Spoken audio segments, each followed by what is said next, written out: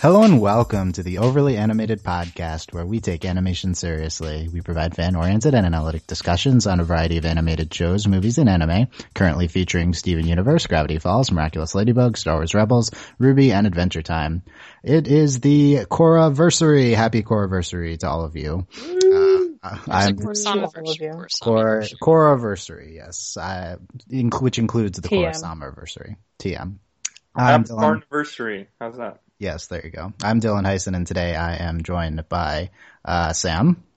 Why am I first? Hi. Delaney. Yeah, that's not you. Hello. Mel. I'm third. That never happens. Shaking it up. And Jeff. It's alright, Sam. I'm last. Hi.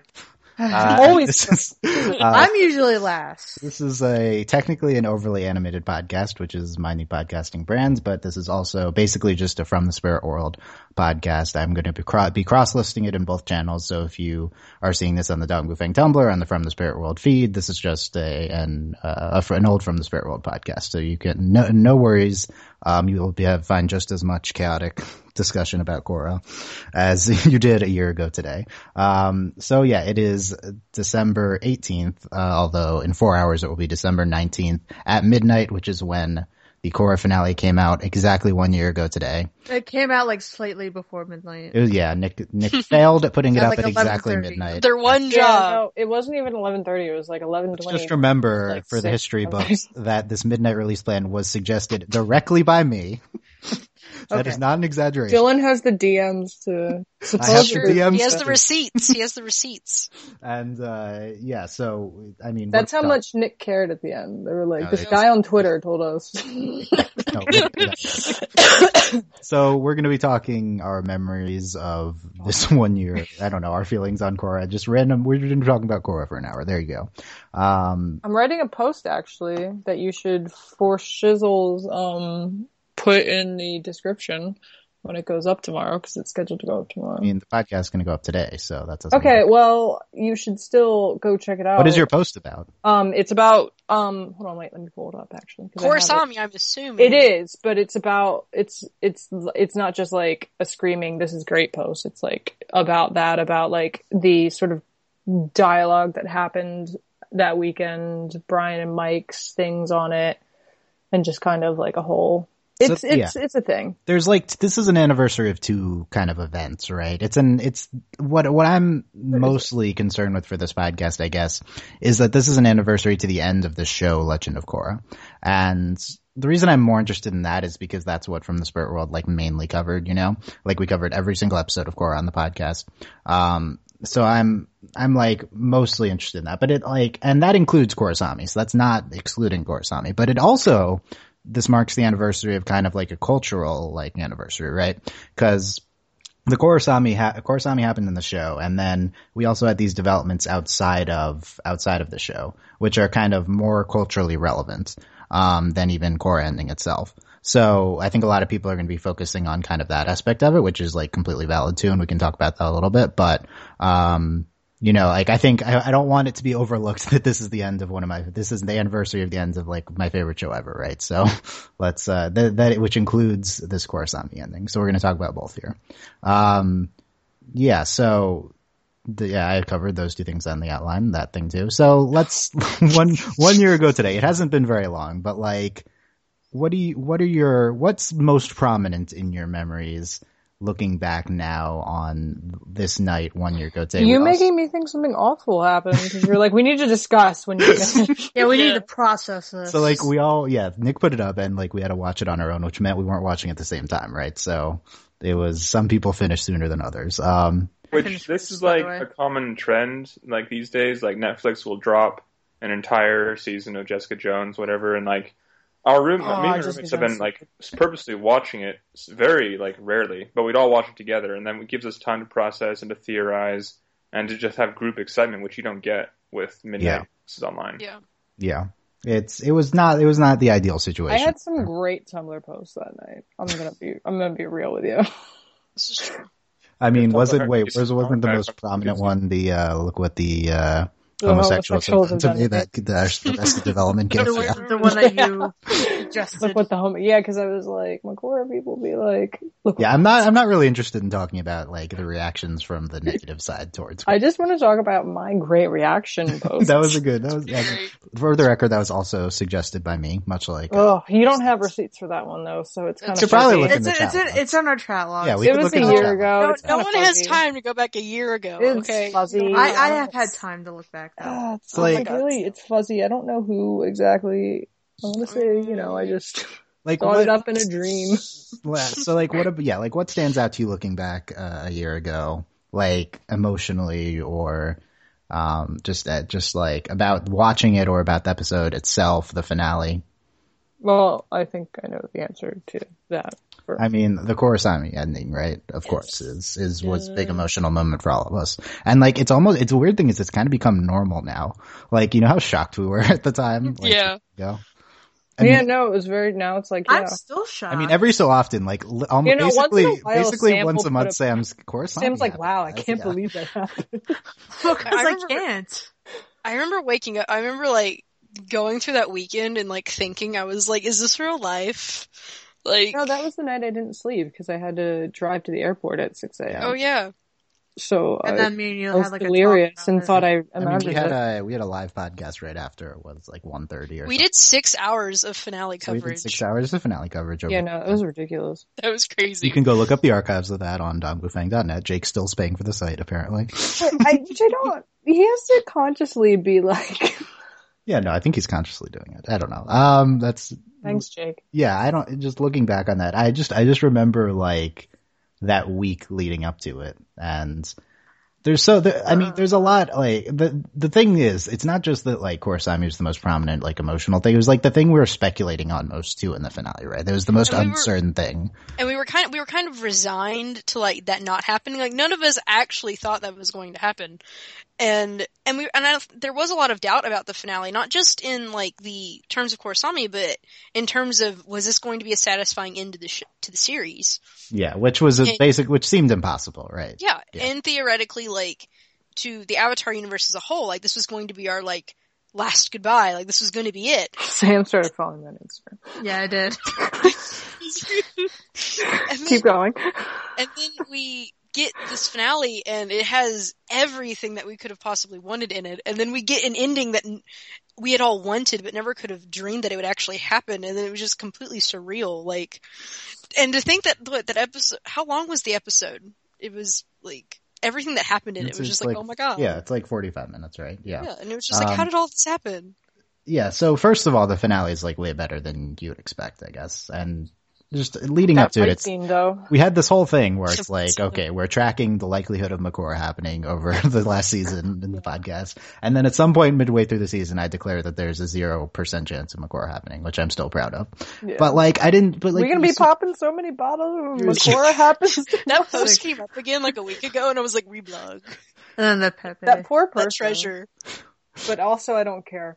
It doesn't, that's irrelevant. I was like, for a few months after the finale, I was like tracking like the anti-break tag and stuff, and then I just stopped caring, and I don't care anymore, and I'm not going to look at any posts involving that ever again. If you've held on to this salt so long, just like, it does, like, let it go. Like, I've got Put it on like some nice sandwich. I've got Korra blacklisted, I don't care, it's done, it's over. And I found it. It's like, okay, what's the chances? The biggest fear I guess I had in terms of the finale specifically, I remember, was that one scene in the aftermath being seen in retrospect as queer baiting. And and in general, just the legacy of Avatar, the blush scene with Korra. Oh, I thought we were okay. To me, that was the only Beyond scene the which was like explicitly romantic.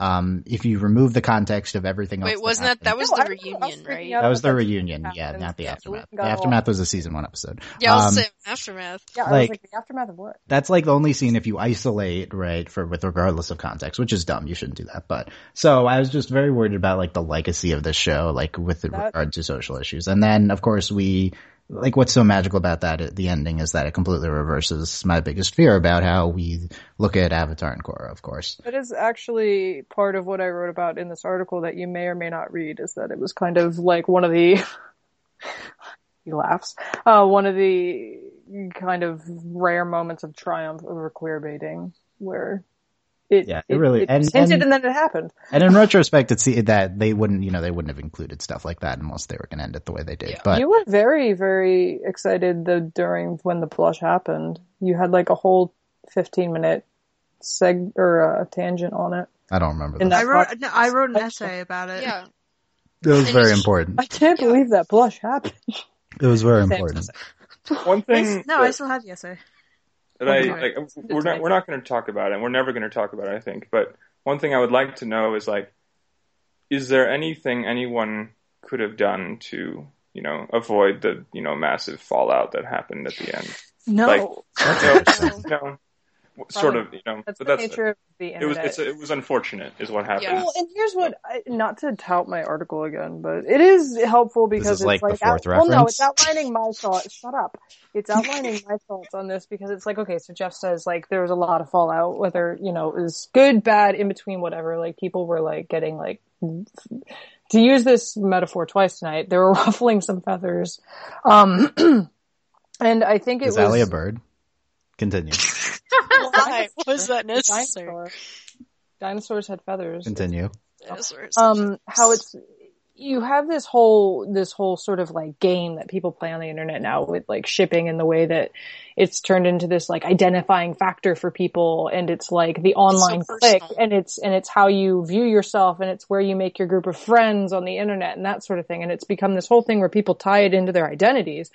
And then it's suddenly like war when someone's attacking part of your identity that you now have. So that was what was happening on, we'll call it just one side of the argument. No matter who, what, whatever, we'll just, not to like pick people out, but one side of the argument was feeling very attacked and personally like victimized in some way, that what they wanted to see happen and this thing that they had attached to their online identity remained invalidated because it didn't happen.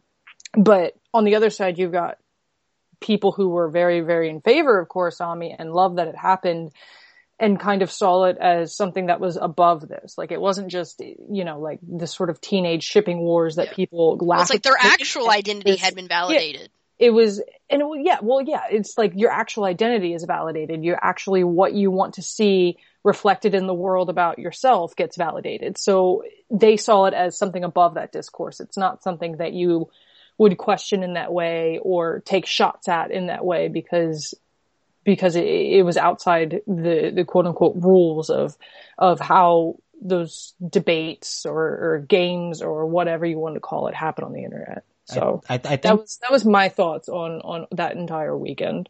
I think for Jeff's question, I think it's possible that the reaction that we saw was somewhat intended by Mike and Brian. I think the ending is supposed to be surprising. Like, not like shocking, but like it's a subversion of our expectations. It was definitely a swerve. So like, I think that like when you Sam called it when it happened. You called it that.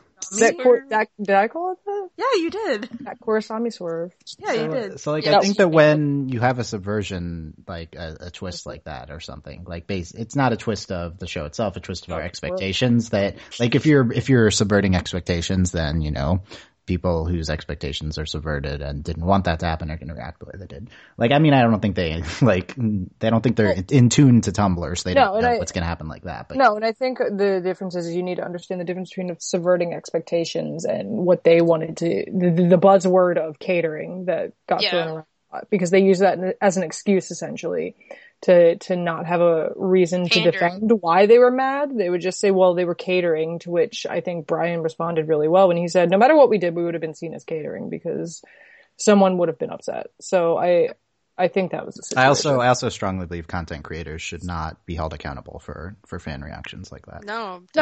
Yeah. And I got angry about that too. I wrote like an essay about it at one point. By essay, I mean like Tumblr post, not like a real essay, about how people kind of, because of the ability of content consumers and content makers to interact so directly on things like Tumblr and Twitter, people think that they're now owed things by these people, and that's not the case. Like, as someone who makes a living off writing at this point, I would be enraged if someone said to me, well, you should do this because this is what people want to see. So, well, it's who's gonna get on Twitter and like at J.K. Rowling and be like, listen, like, you really it's ridiculous. Yeah. No, and that's, and I mean, that's the danger of sharing your content, because this is something that belonged to you and this is the way you see the story, and there's always going to be people who are kind of unhappy about it or enraged by it or mad that they feel like they got duped. But there's no situation when an audience is entitled to anything from content creators. I want to talk about Korra overall in a second, but one more thing about this. It's like so the big question I think a big question I think I have is like, do we view this moment like almost exactly, in 4 hours 1 year ago today as being some sort of cultural, huge event, like a shattering of expectations, and a marker of progression into a new era. Cause at the time it was like, okay, this is a big deal especially for children's media, and it's kind of unprecedented in that area. But at the same time, it's like, there's other shows that existed that approach the subject, so it's not like this was unprecedented in the realm of television. Now we have some distance though, and I think we could answer that question maybe more accurately. How big of a deal really was Korra from an overall social progression in media perspective? Well, I think I talked to a lot of people who are on Tumblr but don't watch Korra, and they knew that happened. They were like, dude, and there were news articles, and I mean, I talked to a lot of people about it who never watched Korra. They maybe had watched Avatar and they knew about Korra, but they didn't watch. And I do think it is, I didn't start watching Steven Universe until after Korra. But Steven Universe is definitely a game changer. Yeah. But I do think and Steven Universe has multiple game changing moments, but I do think this one instance of it's unique. Not only shattering not just a fandom, but anybody who was watching the show, their expectations of what was to happen, and then just how the media responded. We were linking each other to articles for weeks, mm-hmm. and they were major news sources. I think the thing about it though is that it's an extremely unique situation, not in the sense that in the terms of representation, because obviously, it's not the only show, it's not even the only children's show representing things in that way. I think it was the way that it happened, where you had specifically the way the characters had a dynamic with each other long before this, and the way it transformed. I mean, looking at it, it's they started out very typical in a very tried and sort of tired female dynamic of, they want the same guy, and at least one of them is vilifying the other because of that, and they're not really friends in that regard. Fast forward to suddenly they're in a relationship. Are you kidding me? That's great. It's a representation on multiple fronts, because then you've got kind of, not the fixing, because you can't fix the fact that that's the way the relationship was in the first season, but you've got kind of a mending of the unfortunate way they represented a female dynamic in the beginning. Well, there's a natural progression to it too. As many people out there who say that there wasn't any build up, because they're wrong. And for there was a natural progression, and we for once got to see a relationship build in a way that wasn't because honestly, you watch TV and it's guy, girl, they're you can watch a pilot and you're they're gonna get together. Cause that's what they do. They take a guy and a girl and they kind of interact and they smash them together. That's what they did with Mako and Korra. And then we get this where we have an actual natural progression of a relationship from rivals to friends to best friends and then to being together. It's beautiful, and there's not really a lot of, and honestly, with the exception of now, Katara and Aang actually kind of fall into that category. We did get to see the relationship evolve, but they were kind of obvious. Yeah, but then we have Korra and Asami, and I actually get to see this development.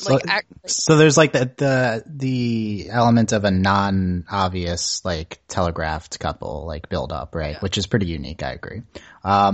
I think we're all on the same page on this, answering my question overall. It's that the representation wasn't unique. What was unique was the singular event, which, kind of the event and the preceding representation that kind of just, there's nothing else really like it, that just a show has ended, on such a big moment like that. for representation for a lot of people. And I think it's just the one episode, the one moment at the end of the episode thing that's unique. Like, I think looking back, which is also still the background a year later. Still the background on my computer. I think looking back, Steven Universe is going to be just clearly like 1,000 times more social progression show overall. And it's going to be seen as a bigger landmark than Korra. Like, obviously that's true if you watch Steven Universe, but what was unique, but Steven Universe didn't really have this event. Like, there's Jailbreak, and it was a little bit there, but there was stuff before that in the show, and that wasn't like the same like paradigm shifting. And also that was also a plot, like, character paradigm, as opposed to this was like this. It's a completely different shift. Like, and that was also a shock of a character and like what the character is, as opposed to this, which is like complete just shifting of what everyone expected. Like, you couldn't have guessed what happened in Steven Universe. So I think basically, to concretely answer the question, looking back, I don't think we were overreacting, which is what I was trying to say, because I think the point is that it was this event, right? So you react to the event, and even if Korra isn't as important looking back as socially as people think it is now, which I think probably will be true, then it doesn't. It still holds this unique singular event place. Okay, Korra overall, because a lot of times I think, especially people like us, look back at Korra and just think of Korrasami because it was the last thing that happened. But also we had one of the greatest animated series ever, right? So this is several questions to come, but first question is like, how have you engaged with Korra since, December 19th? Often. I talk to her on a... Well, you have talked to Jaren Barney, but... I actually have talked to Jaren. Yes. Okay. That swerved. Yeah. But, like, how... Because, okay, let me start with me on this. Like, for me, Korra ending is hard, and it's not something where it's like, I'm just gonna keep watching my favorite show, like, for a while after. That's not really how I guess I function. It's more like, okay, Korra, there's like a 2 or 3 month, like, decline in terms of me being engaged with the show and the fandom, and then it's like, not much at all anymore, which I don't think is representative of my feelings of Korra at all. It's just like, it's too hard to, like, keep up with, and the same thing. Well, we also had the biggest fallout ever. I also think the same thing happened when Avatar ended too. It was quite it's fun. like it's really hard to go from like so into something to like, have it not there anymore. What do you guys think? No, yeah, for real. I mean, I was really bummed out. Like the week after that, for sure. And was like going back and looking at all like the old clips and the old trailers, and like back when Dylan, for some reason, thought the episode title to the Avatar and the Fire Lord was like the biggest spoiler in history and wouldn't tell anyone. Look, I didn't think that. The context of that, okay? Okay, well... That was the context. This is some weird inside baseball Avatar stuff, fam. Yeah, no, that's some OG fan stuff. You have to be OG Dong Fang fan to get that reference. But no, it's like, and it's like something you essentially at this point grew up with and like have made friends with, and it's not friends with the show. I mean, maybe, but I meant like friends, like human people, like who also like the show. And it's just, it's like Harry Potter ending or people who, well, Star Wars is like never ending, so that's not a thing. But like, something like Harry Potter where it's like people kind of tracked it as they got older and stayed with it. Like I was 22 when Korra ended, and I was Aang's age when the show started. So, it was kind of weird because it's like I was 12 when Aang was 12, and when Korra was 21, I had just turned 22. So it was like insane to think about it in that regard. So like, what other thing? Okay, so we stopped like being that as engaged with the fandom and watching the show. I continued to share the show with people. Yeah, you did. That's true. So I kept it for myself. So your engagement is like showing others. I wanted to share it with other people, and of course, I over the course of Korra, I discovered. Well, I originally identified as bisexual. By the end of Korra, that's what I had come to think about myself. And around February, which was about 2 months after Korra ended, I decided I was gay. So I've had like Korra was part of this like life changing, also like life altering kind of like revelation about myself. And then also I wanted to share like what Korra, not necessarily what Korra had like helped me figure out, but like it was just so special that I had to keep sharing it with people. And I showed several, like I have rewatched Korra. I actually can't tell you how many times I've rewatched it, but I have seen like, especially book 3, I have watched book 3 like several times at this point, like with different people, because I've just been rewatching it with everyone. And like, I just kept showing it to people. Yeah, that's really nice. It had like such a profound effect on you wanting to share it with others, your other friends. That's nice. I don't know if I've gotten to experience that much with Korra. Dylan hoards it. It's all for him. I'm actually I just got a friend, and it's funny, these friends I had shown Korra to, they hadn't seen Avatar. So we haven't finished the finale yet, but we're gonna finish Avatar, and then we have another friend who Tisk not having seen Avatar. I know, this is her first time watching Avatar. To be fair, though, I think it could stand alone a little bit. There's one or two things, but for the most part, I think it's its own entity. My two best friends hadn't seen, well, one of them had seen Avatar, but he doesn't remember anything. And then so we rewatched Avatar, and then we have we're going to watch the finale, and then our other friend, we're going to show Korra. So that'll be my next project when I return to school, is we're watching Korra. Random note. I need to remember. I want to write this article. Korra, Star Wars, and Tales of... You told me I wasn't allowed to talk about Star Wars. Korra, Star Wars, and Tales of Symphonia. How to perfectly deal with your characters from an original in a sequel, or something like that. That's God. I see a lot of similarities between like how I can hear Mel's brain between how like Korra deals with the original series characters and how the new Star Wars did it too. Mel is trying to string. Yeah, he was like... Mel's still not allowed to talk about it. You're not allowed to talk about Star Wars. I was allowed to talk about it, but not Mel.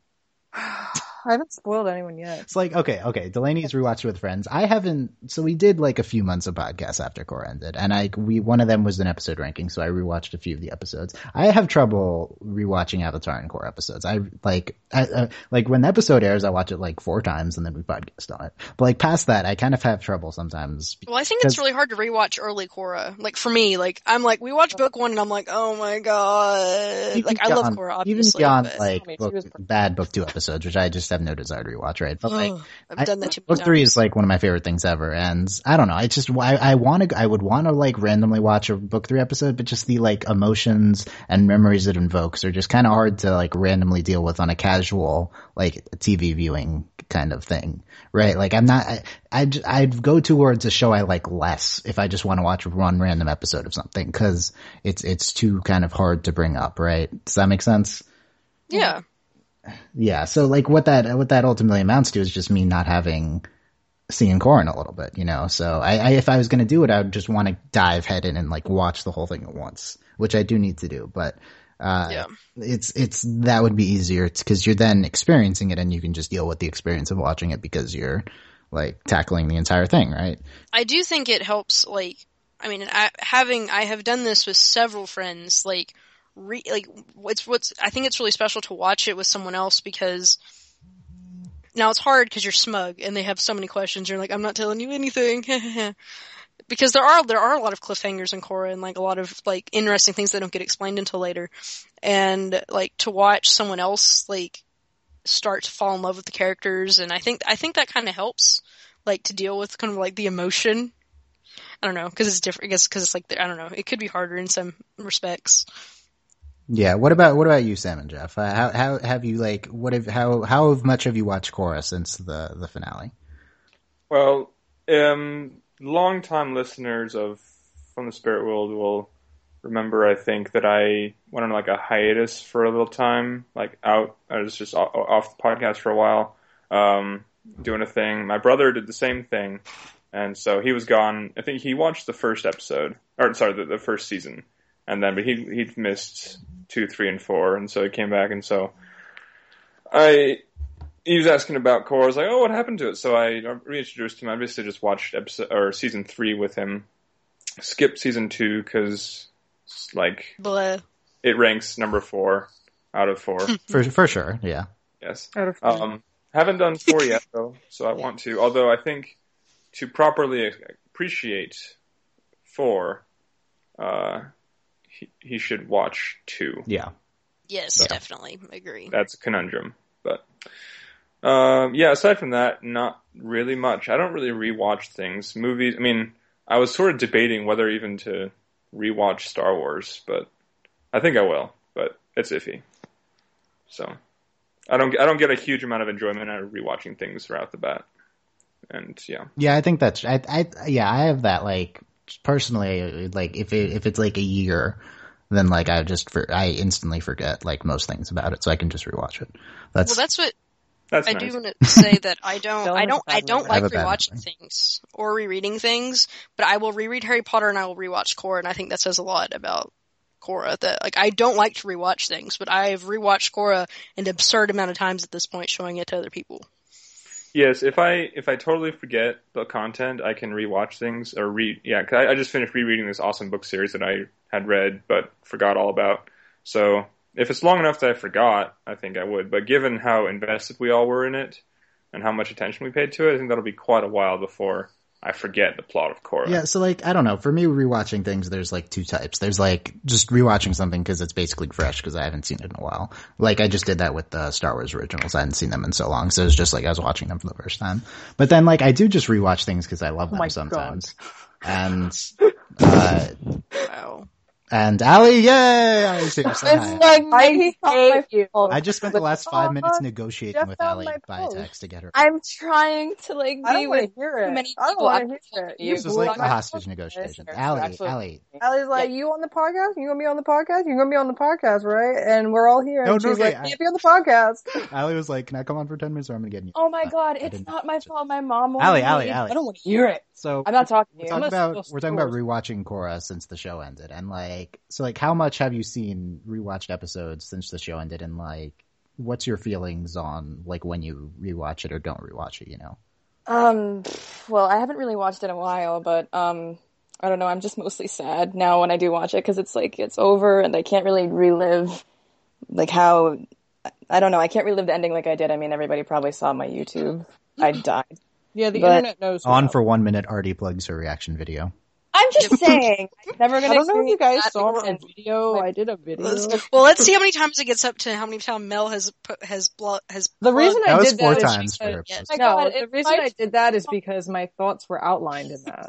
No, I have just to tease. leave in like 5 Excuse minutes. Okay, Everyone's okay, talking. talk for 5 minutes. Go. Oh my god, what was the question? I don't even remember because Mel keeps talking over Whatever. me. Watching episodes, Oh. but yeah. The episodes How are have fun. you engaged with Korra?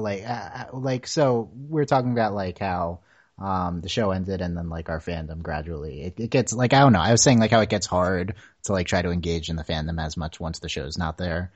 Well, I guess I'd say so, but I don't know. It's kind of still all over Tumblr, and I met a lot of people from it too, and they're still doing like artists are still streaming like fan art, and people are still writing fan fiction. So I mean, I feel like it's never going to really end. Do you guys still like read fics on Korra now? I do. Not so much. I mean, I I'm look at currently art. writing one. That counts, yeah. That counts. I don't know. I was never big on Korra fics as the show was airing. Right now, I'm trying to find my I mean, I haven't updated my mine ship in, on like, the a month, friggin' but- Star Wars. No Star Wars talk. Okay, anyway. You brought it up. Yeah, I have to go see that in like 2 minutes. Yeah, okay, Not 2 minutes, great. 10. Okay, so we have. Oh, you're going to see Star Wars? Oh my god.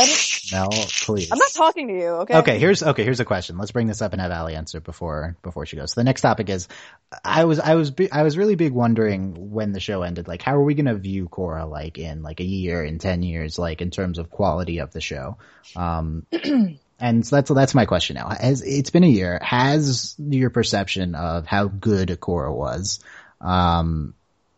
and how much like you love it too, like your fandom of it, has that changed at all, like in a year? Am I going first? Yeah, you go first. I would say I don't view it any differently. I mean, I still love it and I always will, but I feel like every time I watch it, it seems better in some kind of way. But again, I haven't watched it in a while. You actually think so it's I been kinda have to you do actually it. think it's better now than Well, when it was airing? Looking back on it, yeah, I think so. Because it's like, I can watch it, like, you know, right after, like, you know, I don't have to wait for another episode to come out so I don't, like, forget what happens. And it's, from book 3, it's really good. I don't know. Do you think knowing the end helps, like, watching it? Because I know sometimes you can't even really appreciate something because you're anticipating the end or, like, Yeah, that was anticipating the what's going to thing. happen. Yeah. Yeah, I don't think of Korra as the type of show where it's like knowing what happens would make it better, but at the same time, like it would at least remove doubts in terms of the romance, right, in the show. Like at least you know that who goes someplace good. I think it makes watching seasons 1 and 2 more bearable. No, it makes it harder because it's like I have to sit through this, and it's like to get to the. Well, for me, I'm like, oh, okay, this is fine. I can do this. Does anyone think the Great Divide? So, like, I don't know. Right as Korra ended, I was like, this is one of the best animated shows and American animated shows ever. Like, does anyone think that's less true now? No. I don't think so. And we talk about and doing podcasts like we've been doing like after watching Gravity Falls and Steven Universe, and I don't think I've ever been more involved in watching quality animation, and we continue to compare these things to Korra because I don't think anything's better than Korra. Yeah, that's the thing. Me and you specifically, we've just watched so much animation in the past 6 months, and all of it is worse than Korra. Like, legitimately. Yeah. All of it is. And that's not to say that we don't love these things or they're not good, but like they're not Korra. It's hard because I don't love that's one of the things like one of the questions I had is like how have you been into other things since Korra ended, which we can talk about too now. But like for me, like I'm into I guess Steven Universe the most, like Ruby, and just none of these are close to the like passion I had for Korra. You know, it's not even close. I do think Steven Universe for me is. I think in quality, because it's at its best. Steven Universe is right there with Korra in quality, but it's not always at its best. Well, I think it's also different though with Avatar because no matter how much we want to say this, or try and act like, but we can't separate how much we loved Avatar from Korra because there is that connection there that like you grew up and you love Avatar and then Korra comes on. It's the same. Korra. They're one and the same in terms of passion. Yeah, and I think to have that long of a run of loving something, you can't, it's like, how can you compare like, oh yeah, I love Steven Universe, or a book series, like, oh yeah, I really love like these Mortal Instruments books, but it's nothing in comparison to Harry Potter that I've been reading since I was like 5, that kind of thing. Like you can't really compare those two things based on time and just alone. So you're bringing up the variable of, childhood passion, which the Avatar Korra series has. Let's go to everyone on this, like, and start with that, like, but like, you've been into things since Korra ended, and it's not necessarily important like what specifically any of you have been into, but have you felt like, do you feel like your fandom for anything has like come close to where you were with Korra at the end of last year? That's the thing. I really don't think so, and that's the problem because I mean, yeah, she's still holding that Kurosami boat pretty strong. It's not even obviously Kurosami, but just the series in general, like with Avatar too. Nothing's ever gonna. I don't feel like anything's gonna come close. Like maybe some anime, like Full Metal, would come close. But still, I don't really think it holds a candle to it at all. Is like, candle. I mean, I've enjoyed other series since then, but why? Haven't. Why are you laughing? Like the one that existed with Korra, like I'm not any other that's not anything. Yeah, you're like you can like things since, but you haven't been. You're saying you haven't been as into anything since then. Right. Or I haven't been in which now there might exist other fandoms of comparable like scope that there was with Korra. I'm just not part of them. I think that makes it harder to be a fan of the product. Yeah, there's two variables here too. It's like one, scope of fandom, and 2, participation in fandom, right? Because you can be into something, and if it's only like you and 5 people, then it's not going to equal. Yeah. Like that's the thing. Like I've never went on any into this show. I mean, like I never went on any forums like I did with Avatar or Korra. Like, oh yeah, I did do that. I'm probably not going to do that.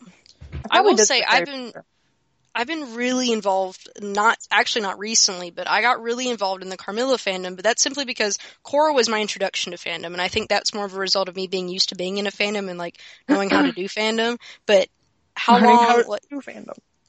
Like, cause I was never involved in anything until Korra.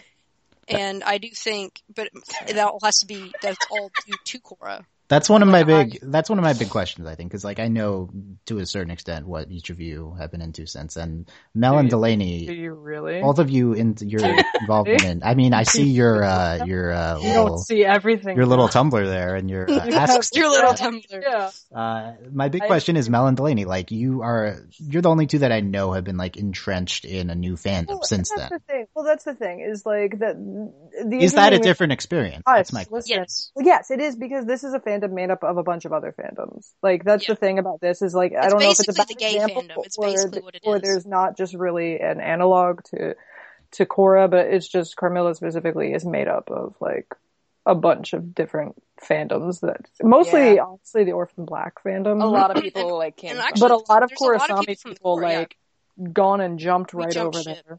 Yeah. I tried it and I'm like still on it, but not as much as those two. I mean, I think it's because there's one really common thread between all those things. So I think it's kind of not a bad example. It's just not, there's really no analog at the moment. I don't think for anyone. That's an interesting question, is the Avatar Korra fandom just like always going to be one of the original like after Ellen? I would compare it to Harry Potter, like Avatar and Korra, and I really don't think Avatar and Korra is necessarily as like all reaching the way Harry Potter is, but I do think you compare these two in that like they're base fandoms. Like you find like if they're into something, they're probably also into Harry Potter and Avatar and Korra, or like does that make sense? I would think it'd be older things. Well, it's kind of like on Tumblr back in the day when it was like, what was it, the Super Who-lock? Yeah. Oh, Christ. It was like everyone was like branched off from either being like a Supernatural fan, a Sherlock fan, or a Doctor Who fan. And then like that's like since disintegrated. Like that's not a thing anymore. But I think it's that kind of thing where it's like you've got a base fandom that then like doesn't know what to do with themselves. So they all kind of, because this is what happened, is half the Legend of Korra fandom went to Steven Universe and the other half went to Carmilla. Yep, like, basically. And I think that's just kind of the dynamics of it. Guess which one was the better side? No. I think that I actually don't know which one you. Yeah, me neither. That's me. I was going to say, Allie, which one? I think most of this is probably not true, but like it's very narrow to our experiences, and I also think Tumblr is not most of fandom in as much as we think it is. It's not most of fandom in the world. But more importantly, that's not more importantly than that. Like we're like how many others? Six different people here. And my God, stop dying. The one thing that we all have in common is that we're all like, stop dying. Oh my God, Allie. We're all like these huge fans of Avatar and Korra, and like we always have been from like a very young age, right? So always will be.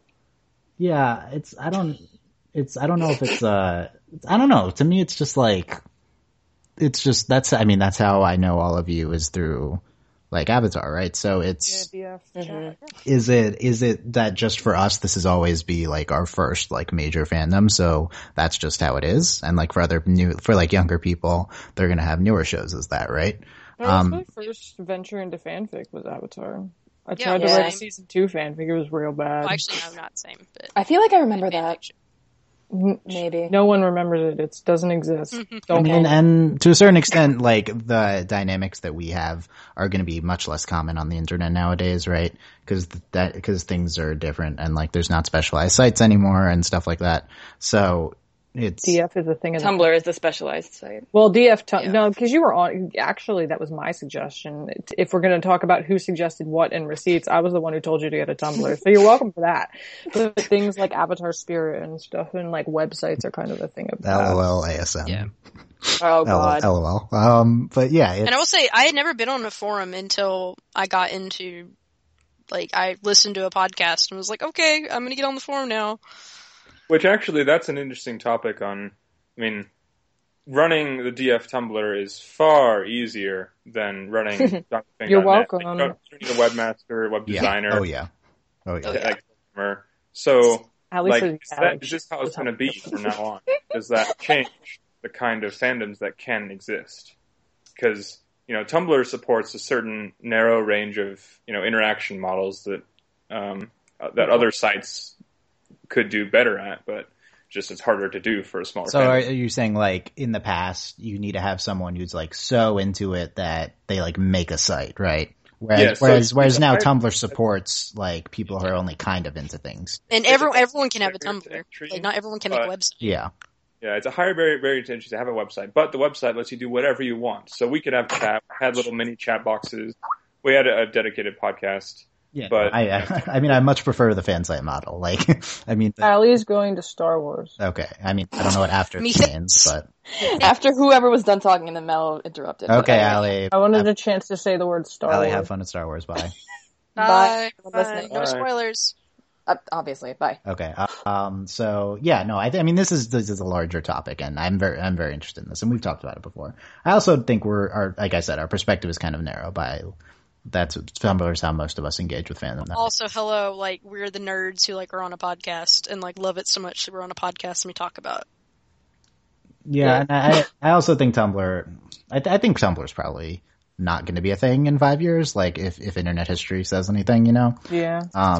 Something else will pop up. Yeah, so we'll see how fandom evolves. Maybe something that works. That was like a giant tangent. So, I actually don't get mad at Tumblr updates the way everyone else does. I get mad when they change how it looks, because that annoys me, because they don't change how it looks. Let's talk the Korra comics are coming up. So, are we ever going to do the riff? Just sidebar. I don't care. No. Maybe we I will. want to do the riff. The riff's May good. has a boyfriend. I'm not a fan of this. What? Did you say anything that involves Zuki? Because if not, I don't care. Oh my god, Dylan. Oh my god. So, okay, now you're right. Now I don't want to cover the comics because I hate you. So, yeah, okay. Wait, doesn't Mel owe Dylan a comic? Or Fic. Oh yeah, you didn't write me my fanfic. Wow, Jeff, thank you for reminding me. Just BRB as soon as you say that. Oh my god, Bill's out. BRB. That was not a genuine BRB. We'll see when she gets back. So yes, okay. Ignoring the Avatar comics, which we should cover them and we will. But like, these are not. There's a lot of people in the fandom are like into the Avatar comics, and that's cool. Like, I'm not like degrading that, but the Korra comics are going to be much different because they're written by Mike. And we don't have Bitter Zutarian. It's like Bitter Zutarian, who wasn't involved with either series, versus the one of the creators, right? In terms of the writer, like which one? Which means we're gonna have gay comics. This is exciting. So okay. Ooh, now at this point, I had a phone call, you jerk. Back when the riff first coming out, what was the thinking on Mike's propensity at writing? Was it? It was much lower, right? Yeah. So that was like this before book 3, I was like super down on Mike as a writer, right? So, yeah, like if these comics were going to come before book 3 would have been like, oh man, these are going to be bad. I mean, it still would have been different. Like my main thing in terms of not being invested in the Avatar comics is not necessarily Jin Yang's quality as a writer, because I think he's a pretty good writer. It's just that it's not like a thing by the crew. Like, why do we care? It's not a thing that's by the crew. So I think that mostly I would have reacted the same way. But it's more special given the content and, now that Mike's, Mike is, okay, I want to talk about Star Wars for a second. So. Oh, wow. Okay, I was rewatching the originals and like, of course, during the, what episode was it? 404 or 403? Why are you saying 404 and 403? What? K404 or K403? When 404 is not found. When, Good job, Jeff. when, Toph and Korra are in the swamp, right? Oh, you meant... God, you mean the whole time me and Mel were like, it's Star Wars? You guys were like, it's literally Star Wars. And I was like, okay, I get that. But like, I watched it again and it's like... Dylan, if I could go back in time, I'd kick you in the face. No, wait, what I'm did still he mad say? about this. Oh, yeah, like the Dagobah scene. Yeah. Dagobah okay, scene. it's coming back. Like, what I didn't understand was just that the swamp that was must have been modeled after Dagobah originally. Like, that's how similar they look. No. Mel only told you this like 6 times. No, like, I understand it's the same dynamic. That's what I thought you meant, though. Like, what? Jesus! I'm so mad. This is why I got mad at you earlier when you said it. Why did Mike write like this thing, which is literally just Star Wars Episode 5? Why did he do that? Dylan, that's derivative stuff that happens all the time. Yeah, but like this is like beyond. It's like a beyond stuff. Derivative, though. It's the same exact location. Well, Dylan, okay, so I can't speak to the location. Classic. I can't speak to the location. Like that's I can't help you. Like literally, It looks the same. You need to calm down about that. The same. Second of all, Star Wars itself is derivative of other things too. Like, I mean, it's completely Joseph Campbell. Like, it took things from Joseph Campbell. It took things from Westerns. I mean, everything's derivative of everything. I mean, yeah, like yes. Aesthetically, it kind of does look a lot like this, and it functions the same way. That's the argument I would make in terms of why it doesn't matter that the new movie is the same. Plot structure is the fourth movie. No, yeah, no, that's the argument. Yeah, no, this is much. Oh, hey now. That's in non-spoiler. That's not a spoiler. That's in the non-spoiler reviews. Yeah, everyone knows. People purposely. Well, I know, but whatever. still. Okay. Anyway. Okay, but like this isn't labeled as Star Wars. We're not saying anything beyond that. Okay, so it's like. But like, this is the same thing. Anyway, I'm still worried about the general conclusion. I'm still worried about Mike as a writer because he has the propensity to just write Star Wars in Korra. So now I know that. Okay. I actually think that was a thing, like in classes when we would talk about it. It's like when you don't know what to write, you end up writing one of 3 things, and one of them was Star Wars. Like when you just don't know what to do. I mean, I think it might not even. like, and it doesn't matter either way, like intentional It's or like you not, end like up this writing- happens. What is it? It was like King Arthur, Star Wars, or something else. Yeah, I mean, it's like you like pick Lord of the one, and then Rings, that's what probably. you end up writing. briefly, I do think that Star Wars is not the same as saying, oh, everything's just is just the same story, because I think Star Wars is one of the modern stories, which everything is based on. Yeah, but the thing is when Star Wars happened, like Dylan, that Star Wars is the and bringing this back to Korra then too is like this Star Wars, like the model then that Korra took from is like the modern example of everything is literally just everything else, because it was literally when in the writing of A New Hope, it was based on Joseph Campbell's. You hate when I bring this up. But it was based on Joseph Campbell's book, The Hero with 1,000 Faces, about tracking the hero's journey. Hero's journey? Hero's journey? That was specifically... Hero's journey? Dylan, you know how many times we talk about the hero's journey before? It's the same. Okay. Dylan, I'm going to start cursing at you, and then you're going to have to start bleeping So stuff the Korra out. comics. No, I'm not done with you. So that No, is the ultimate example of the fact that everything is like everything else, because that was purposely designed off of a time-honored sort of Western tradition of writing. So take it to Korra then, like, yes, aesthetically, like, it looked like friggin' Dagobah, and like Toph might as well have been on her back while she was like taking laps around the place. But it's based on a traditional model. I mean, that's just the way it works. And that's what you go back to when you don't know what to write, is you go back to basics. So the Korra comics. Swear. Okay, so here's the update. So we have... Well, she has a bachelor's in creative writing, but that doesn't mean anything to anyone. So the Korra comics. I really shouldn't laugh, but like that was funny though. In May, the first quote unquote Korra comic is coming out with the free comic book day thing, which with they the always best art ever, which is like it's about so young. cute. Yes, it's the free comic book day is always this like short comic, but it is written by Mike. So that's the first, and then theoretically in the fall or something, like closer to a year from now, we'll get the first of the actual comics. So like, what are our feelings towards these? Like, obviously we're going to be excited to see Korra and Asami as a couple. Obviously we're excited to see Mike writing them. I don't know. What's beyond that? Like, is this like super hype? Is this like just something that's going to happen a year from now? To me, it still feels too far away to get too excited about. Well, no, I mean, I think I'm pretty excited about it, and especially to have comics that are like hopefully going to be good, because the Avatar comics have been up and down, like super up and down. And also it's just, I think I'm really intrigued to see what these comics can be about, because the characters are older, and we got the whole like, oh, they're together, they're bi, like, out of the way. Like, what's gonna happen? Like, what are we gonna do? That out of the way. We got that out of the way, so like, we can just have it in the comics, and it'll be a thing, it'll be adorable. And I am interested to see, like, if they hint at it, or if we might get a little bit of world building. Like, what is the Avatar world gonna be like after all this happened? Because we really didn't get a resolution for, like, what all happened. Like, the world has been changed, like, irrevocably, so like, I wanna see what happens. So this will be interesting. You know what the first comic's going to be out? It's like not going to be any like it'll be a date. Korra and, no, it's not going to be Korra and Asami. It's just going to be Korra and Prince Wu in like meetings about dissolving the Earth Kingdom, and like that's that for like 100 pages. And trade disputes. Yeah, and Yes. yeah, exactly. Yeah, that's what Mike is going to write. It'll just be the promise, but like Korra and it's like we're not going to see anything exciting with the Airbenders. No, it's just going to be like Avatar political stuff. That's what Mike really wants to write. Yep, that's the dream. But like seriously, it's like the Star Wars prequels. It's that's all a big politics because we don't know what else to do. Yep. I don't know. That's literally what that is. But like, I don't think that's my point. Yeah. Oh, really? Okay. I don't think that like Mike is like guaranteed. Like, I don't think we should be like Mike's 100% to handle Korra and Asami well.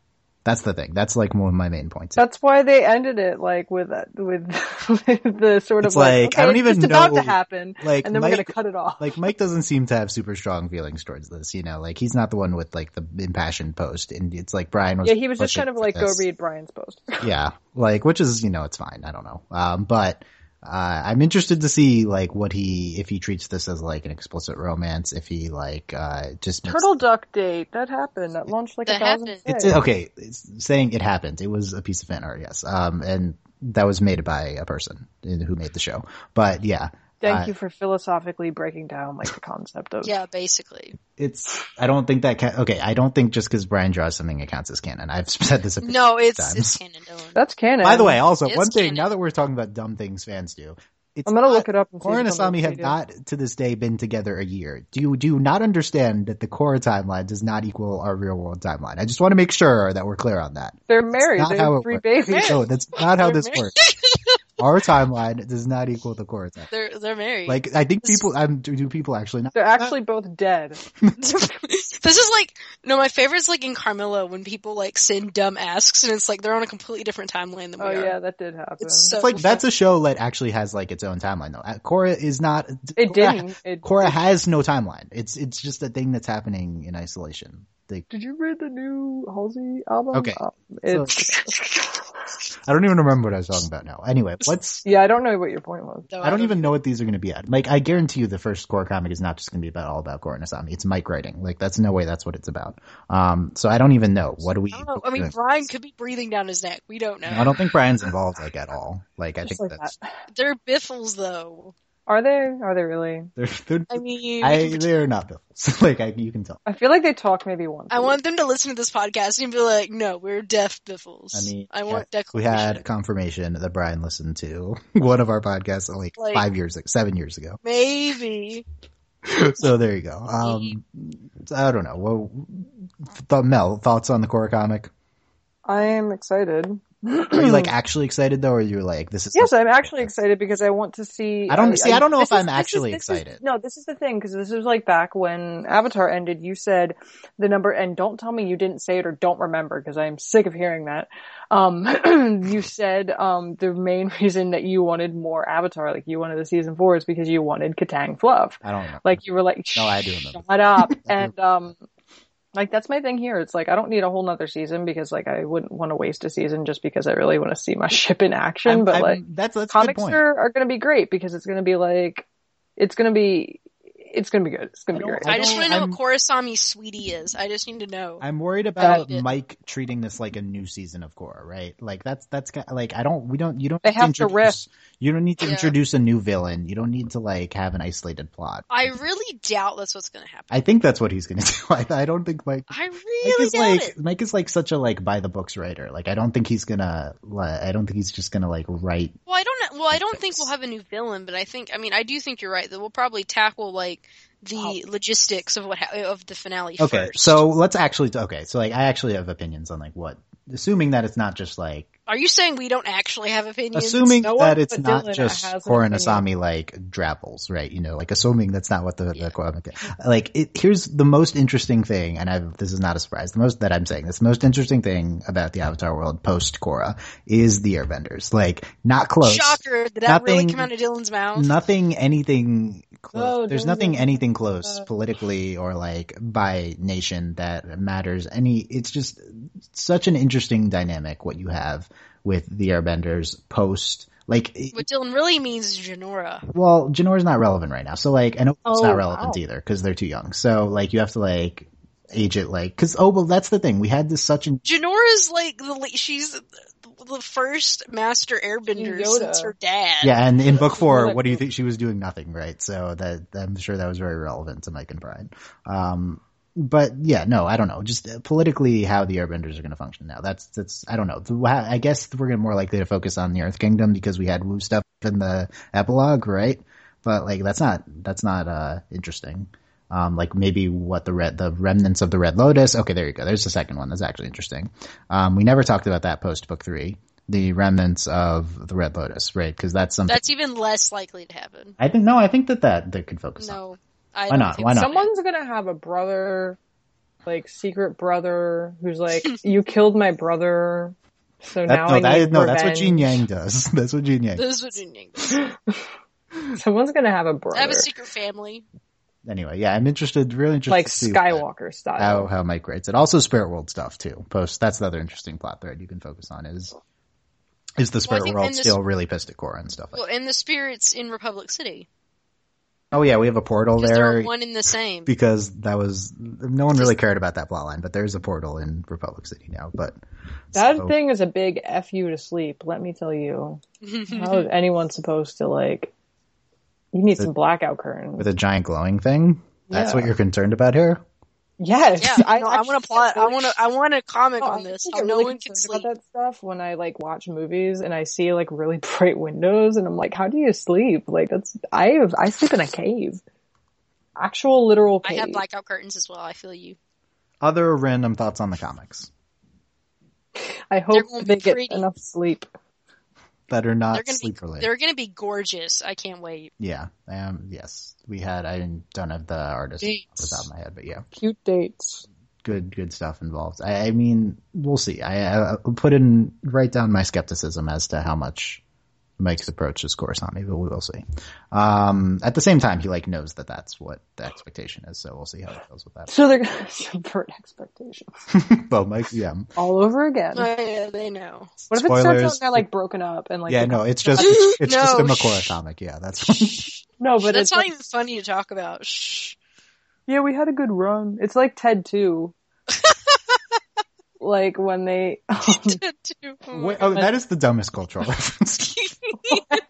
For some reason Mila Kunis wasn't in it and they were like, oh yeah, she broke up with me, when like the whole point of the first movie was them like getting married or staying together or whatever.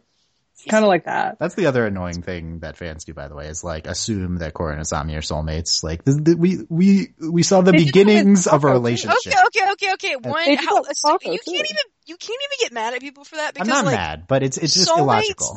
Soulmates aren't even real, so like it doesn't matter. Well, it's like this is the day they get married. Like that's not a thing that's canon. Right? No, that's a thing people did. You know, it actually became popular. It was like after the end of season 1 when Mako and Korra had their thing, and everyone was like, they're perfect for each other, they're soulmates. But everyone like came up with this weird little headcanon that was popping up all over the place that avatars avatars only fall in love once in their life. Yeah. And I was like, what? Well, the thing is, I think a lot of it has to do with like how romance is presented a lot in media, in like in animation or not. That like the end of a show is like when they get together, so like you assume they're going to be together forever because that's how it works. Because like you watch a show and they get together. Literally nothing. I'm fine with like fans being like passionate and just like assuming they're going to be together because like they like it, but like that's not actually how it works. That's not how it works. So we just make sure we know that, right? I want Korrasami relationship problems that they worked through. Right, yeah. So like it's the beginning of a relationship. I want one of them to kill the other's secret sibling. I thought you were going to say the other and that ended there. And like, no, that's a little too much angst. That's how I was phrasing it. Yeah. And then disaster strikes. So what Mel really wants is Romeo and Juliet. No, I was actually referencing the second season of Carmilla, but that works too. Yeah, no, that was a cousin, not a sibling. Is everything just Romeo and Juliet? Is that another one of these things? That probably, actually. Probably. Okay, what have we not covered on this outline? I wasn't looking at it. Obviously, you weren't looking at the outline. Obviously, we didn't need to. Dylan, does anyone ever look at the outline? No. Sir, may we confer, sir? It's Hamilton. It's from Hamilton. Okay, more things that are not Korra. How many vague references can we make on that? The book's sitting right next to me, so I thought about it. Last thoughts on Korra as a whole heading into our second year post Korra. What a sad year. Year 2. Year 2. Yeah, exactly. Okay, by the way, one thing we should mention, we still don't know what the DreamWorks show that half of the Korra crew moved on to after Korra ended. It still has not been announced. I assume it's some kind of How to Train Your Dragon show. No. That's what I was about to say. No. Because you can't just say no and make Dylan, that. you don't know. That show already happens and they're not working on it. Yeah, but they could do more stuff leading up to this movie. Yeah. Anyway. Dylan, there's also supposed to be like 3 DreamWorks Dragon shows, so... Joaquin Phoenix, Lauren, who else? And Ryu, I think. Yeah, I think they were all moved on to a DreamWorks show and we still haven't had it announced, so look out for that at some point. Mike and Brian, of course, are working on their own comics. Oh, yeah, let's mention Thread Worlds and whatever Mike's comic is called. I don't remember. Thread Worlds looks We're so mean to Mike. Mike's thing that looks less interesting. To be fair, it does look less interesting. I agree. It's also like more aimed at kids, I think, but I'm not sure. It's they throw it at kids. They just pelt them right in the face with it. It's like the magic thing, isn't it? I'm into this thing right now where I take things literally and then like say it back to people to see how just to like annoy them purposely. It's great. That's like how irritating. That's my thing this week. I guess we should mention that, like, Mike and Brian aren't working on a new show, right? So it's still a little disappointing. Like, I like that they're working on their own projects and like they're not going to be super stressed out, but they can eat kale. No, Brian can eat kale. Yeah, Brian can eat kale. But like, I don't know. We were all like, oh, what are Mike and Brian next? And it's not anything that's going to be as tangible as Korra, I guess, if that makes sense. It's not like you're going to see a Thread Worlds fandom. Like, touch it. Yeah. As cool as it looks. Right? Can't punch it. Mel, you're killing me. So I think what a roll. The more annoying Mel gets, the closer we are to ending. Is that how it works? It's so great. Get more annoying, Mel. No. I'm conditioning you. I've been doing it for years. Isn't that how friends work, right? Yeah.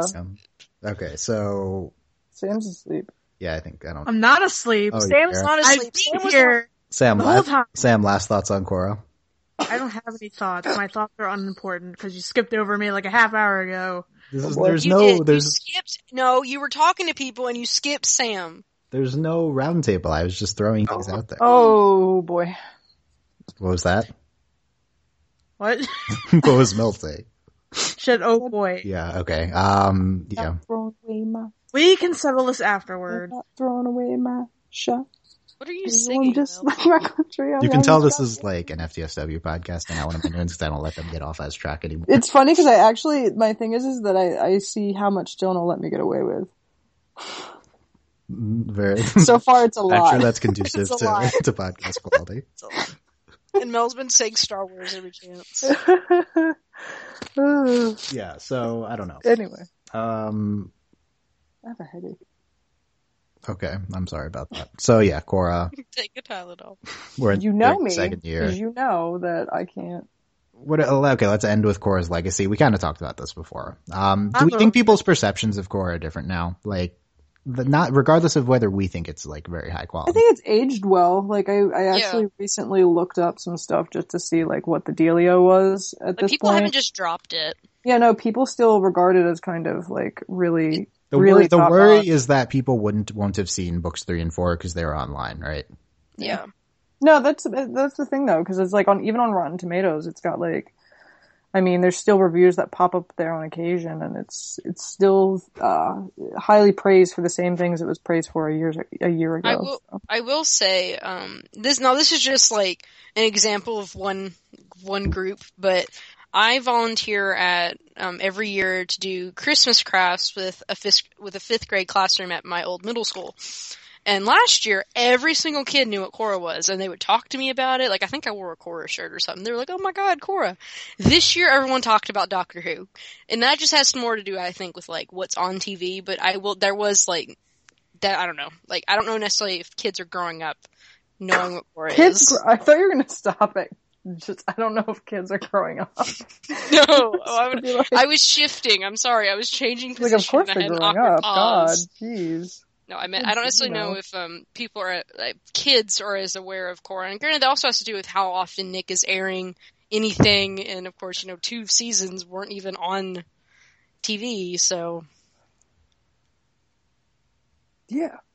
So no, I'm thanks, guys. Second time. I'm genuinely concerned that people won't be able to consume the show in the future, like, or Avatar anymore. They're not on Netflix. Like, the show wasn't on TV. It's not going to be repeated by Nick. Like, how are people going to actually watch it? Like, I remember being really upset, like, when Korra, like... You're really just setting me up for the food puns right now.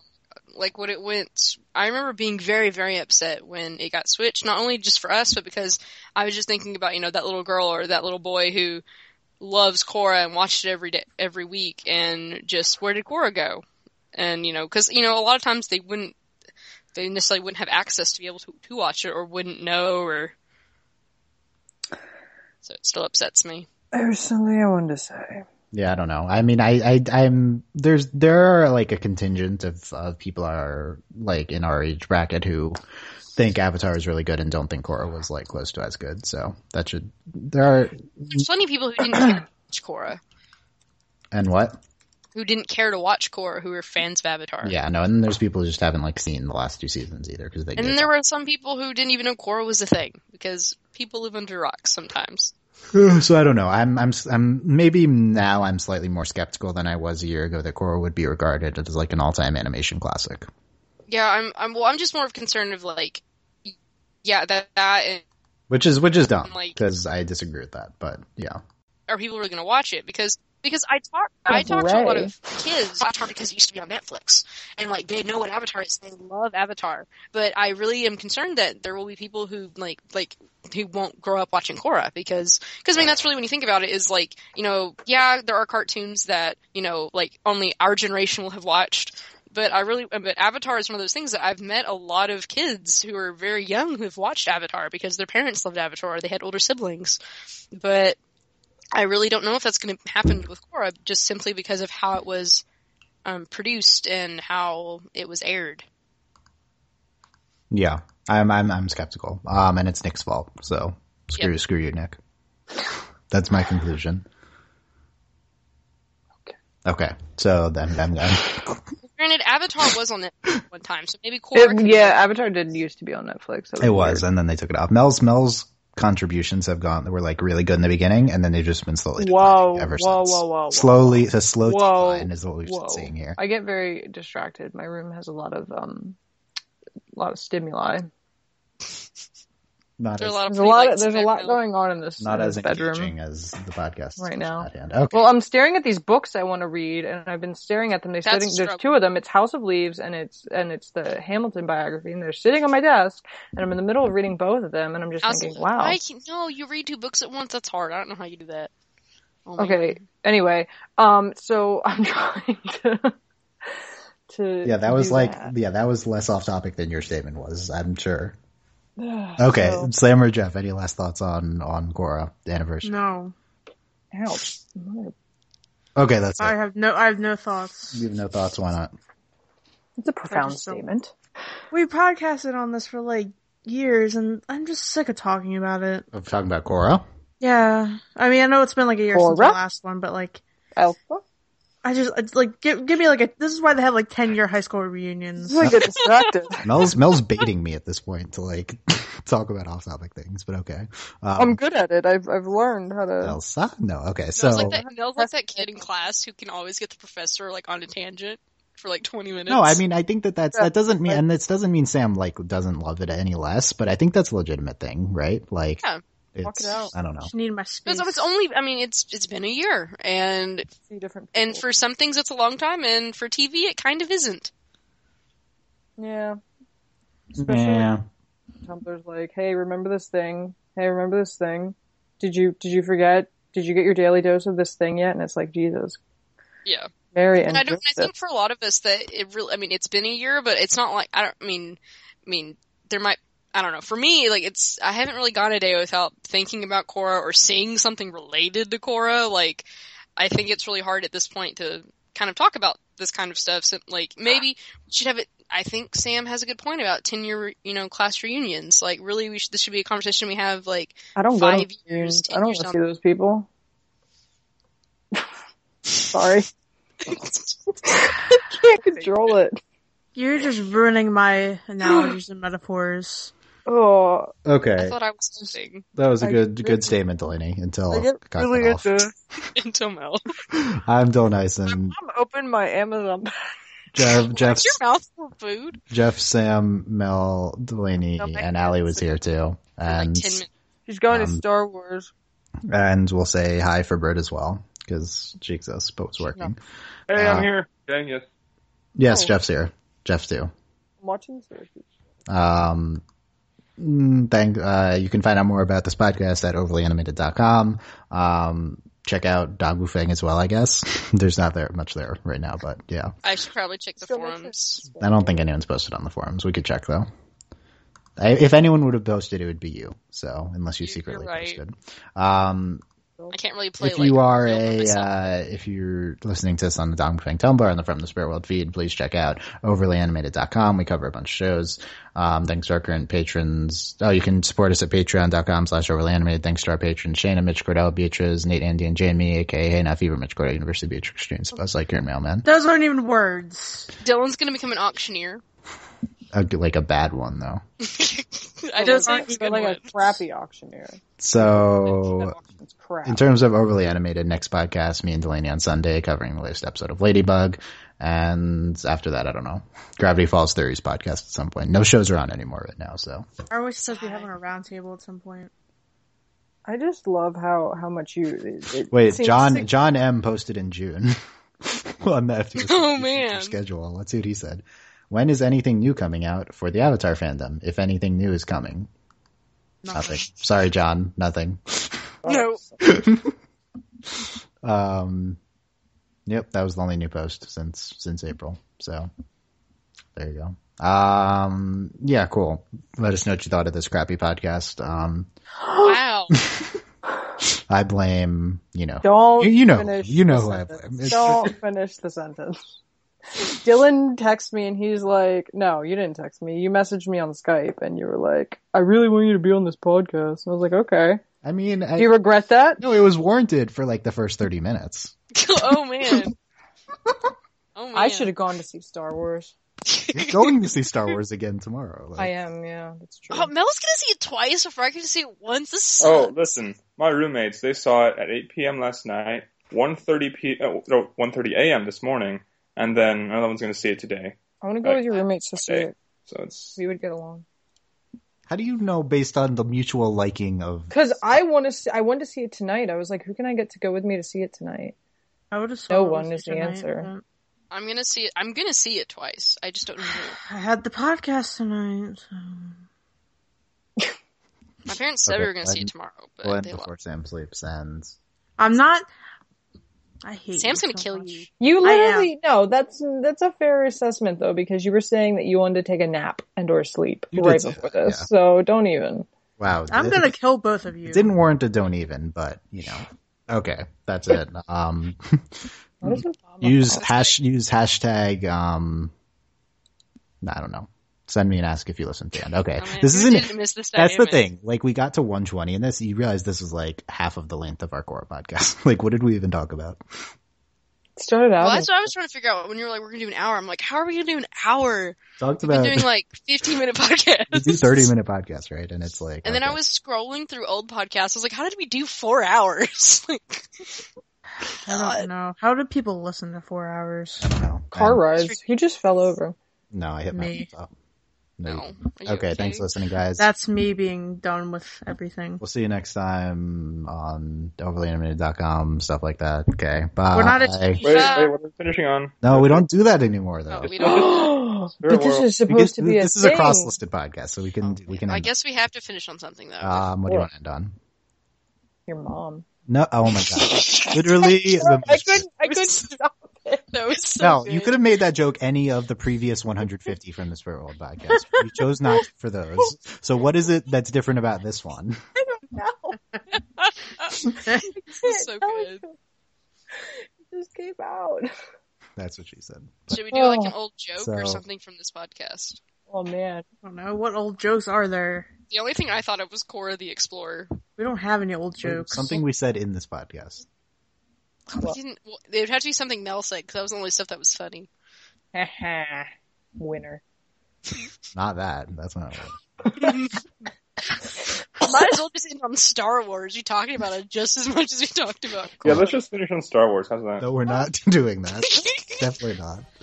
Oh, wait, no, it was like, how's it, wait, I have to Korra think taught me 5 ever. Do do do do do do do do do do do do. I'm surprised you let that go over as long as it did. Because Dylan has no idea what we're doing. I think he left. Okay, bye.